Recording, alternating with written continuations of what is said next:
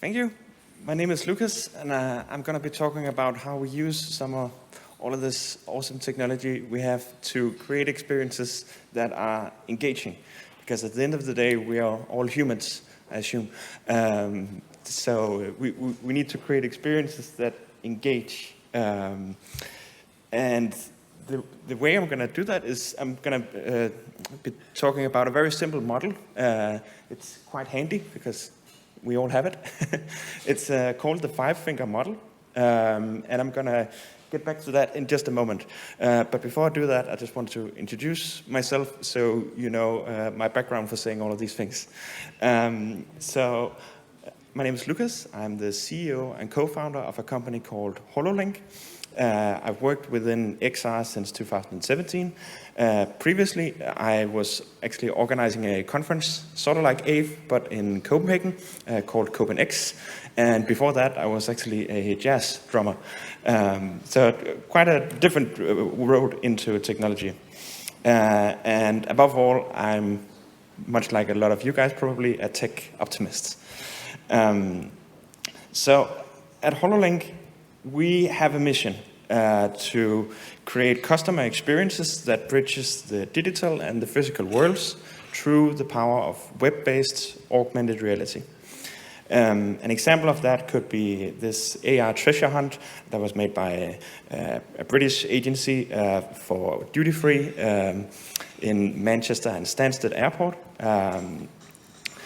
Where that allowed families and kids to, in a playful way, engage with the Smarties brand.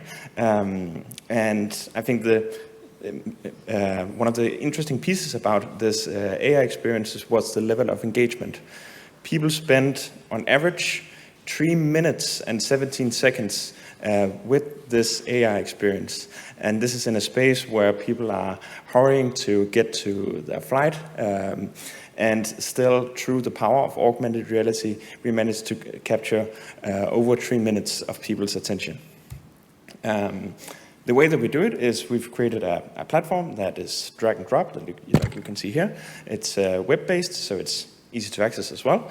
And then we've also built what we call a viewer, a way to distribute it through the browser as websites. So it's easy to create and easy to access. And that's essentially what enables us to help companies go from idea to prototype to launch within 2 to 4 weeks. These are some of the companies using our platform. All right, so you have an important message. Maybe you want people to discover the best way of brewing coffee. And maybe you want to promote something in a way that makes people want it more than the competing products. Or maybe you want people to take climate change seriously and fully engage them in making a change for a better, cleaner, and healthier planet. So just before I get into the model here, just like some basic do's and don'ts. First of all, make sure that you do make them think for themselves. Let them discover the answer instead of just blowing it in their faces, and create aha opportunities. As humans, I think we like to learn and explore and try things. I think we all like to be curious. So if you spoil everything by telling the answer up front, that's not very engaging. So don't make it too obvious. Don't feed people the answers. Don't make things too repetitive. All right. But I want to make sure that you all leave with an understanding of this handy model. It's called the 5-finger rule.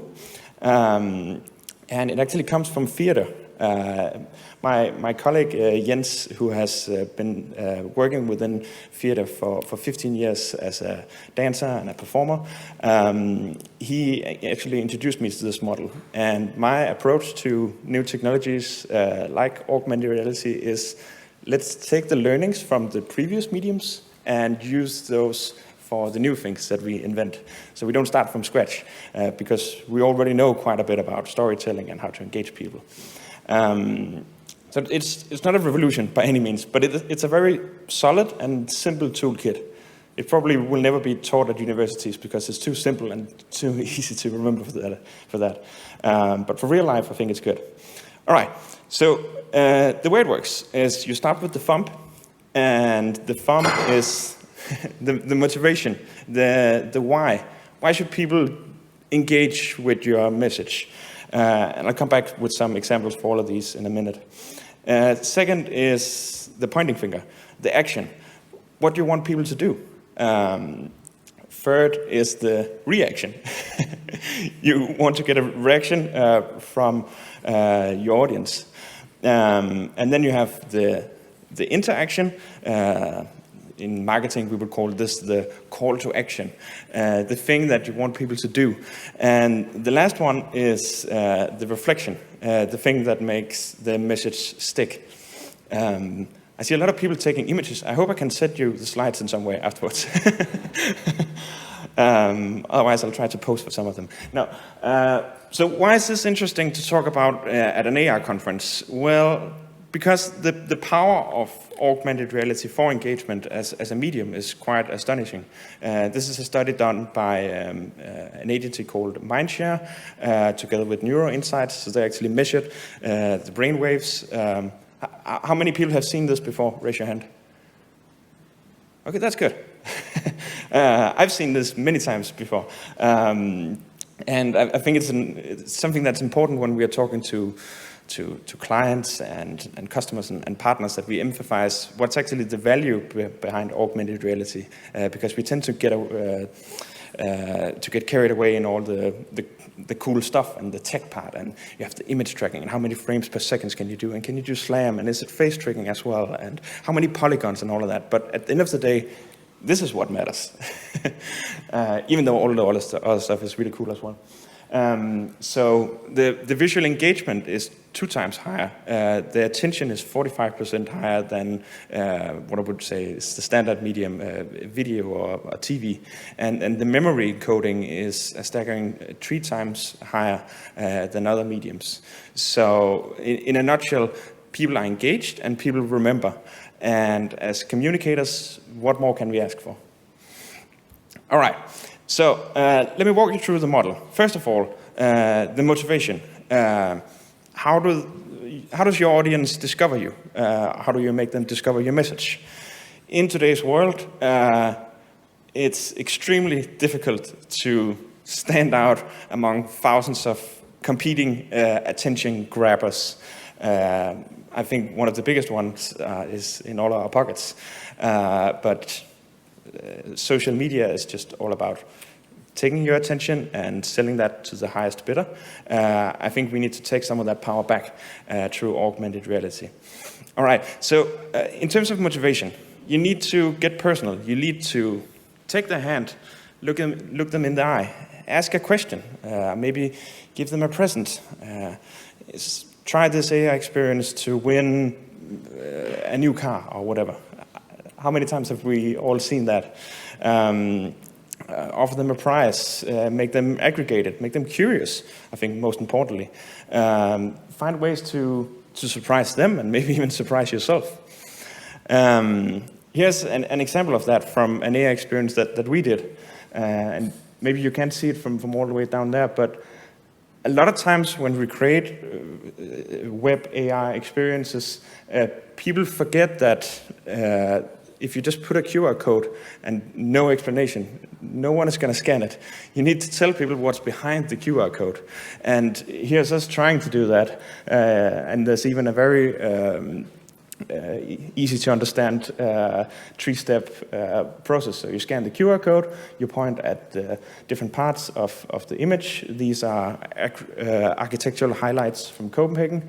And then you can explore the buildings. So because you're requiring people to take their phone from their pocket, scan a QR code, that's quite a lot of work. So you need to really clearly state what they're going to get out of it, in the motivation phase. All right, so that's motivation. Next up is action. Now you got the attention. What now? You can give them a statement they have to react to. burning down the rainforest is a great way to make way for new trees. Here's why. Or ask them a riddle that needs answering before they can proceed. What number becomes even when you take away a letter? The answer is 7, because you removed the S.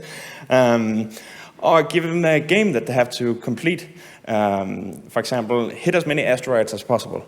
That's an example I have later. Because after the action, we have the reaction. You ask them to do something, they hopefully do something back.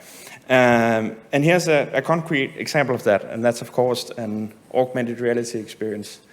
Do you guys want to play a little game with me? Just scan the QR code, and then we'll see who gets the highest score. It takes like 30 seconds or something, unless you're really good.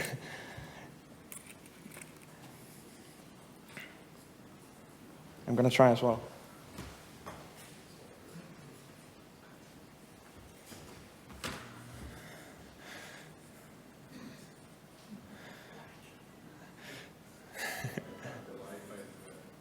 Is it a bit slow? Okay. But it's really cool. But as you can see here, you're going to have asteroids flying towards you, and then you essentially have to survive, protect yourself by clicking as many as possible.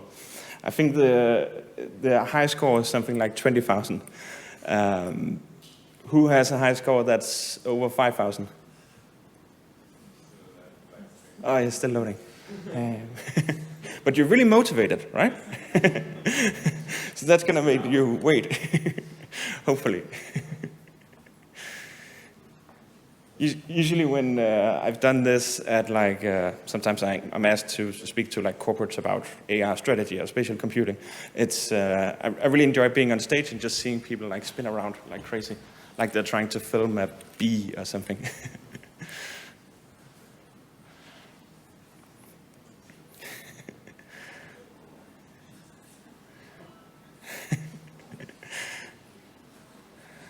And then, of course, now I trick myself because I'm going to have to work really hard to get your attention back.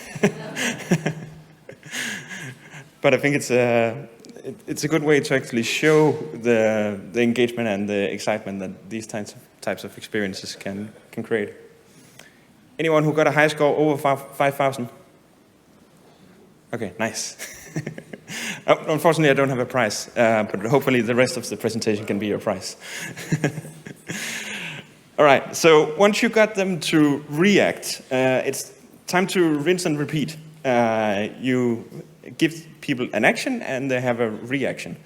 If it's a game or a quiz, it could be different levels where you give people different tasks.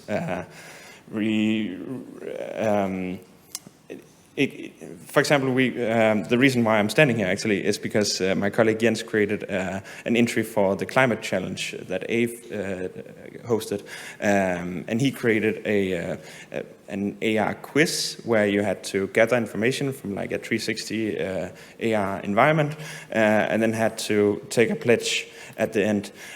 So there was like several steps where you had to do something, an action, and then you will get a reaction. If you've been playing video games, you're used to getting this within milliseconds. You point somewhere and shoot, usually, and maybe somebody shoot you in the same second.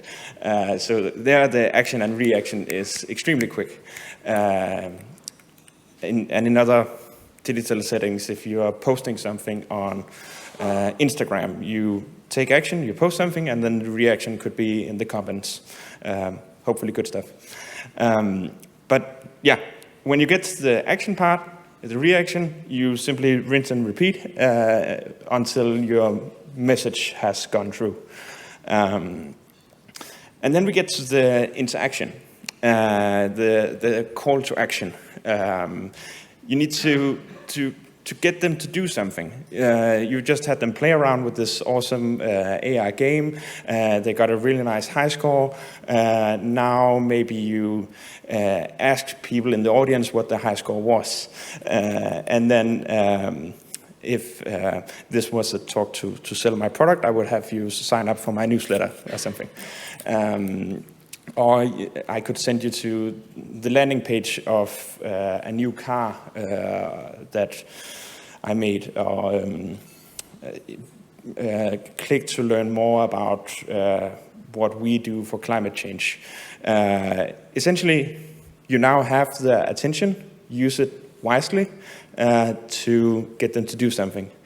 And I think here it's also important to remember how AI fits into something classic like a marketing funnel. At the top of the funnel, you need to get people's attention via Facebook ads, banner ads on the side of a website, or even an out-of-home billboard. Then people access the AI experience, which is highly engaging, and they spend a lot of time in there if you do it right. And then now you've actually sort of like won their attention. I think the future of a lot of marketing is that instead of just buying people's attention, we need to earn it. At least that would be a nice way of the world functioning. And then you can get them to do something. And then after you've gotten them to do something, there's the very last part of the five-finger model. You have the reflection. And here, this is what marketers would call raising the brand awareness. So the next time that you're in the supermarket, you might buy the new Asteroids Blaster toothpaste from Colgate instead of the one from Syndium. So that's a lot of the value, or if it's a climate change campaign, here you would get people to reflect about their own place in the world, and maybe even get them to change something about their lifestyle. So to sum up, the very simple model, the handy model, consists of the motivation, why should they do it, the action, the task, the reaction. This is the first time I've gotten to use this finger that many times on stage.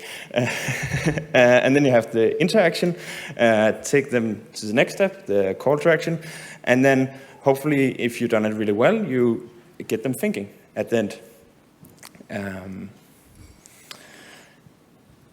And then just to sum up the benefits of using augmented reality, I think I'm preaching to the choir here, but just for us to remember when we are talking to the rest of the world out there who aren't AR, VR adapters yet. So the benefits of using AR is the engagement. Customers engage with HoloLens experiences. It could be other platforms as well for 2 to 4 minutes on average. Usually you count engagement by seconds. In augmented reality, we count it in minutes, so that's quite big.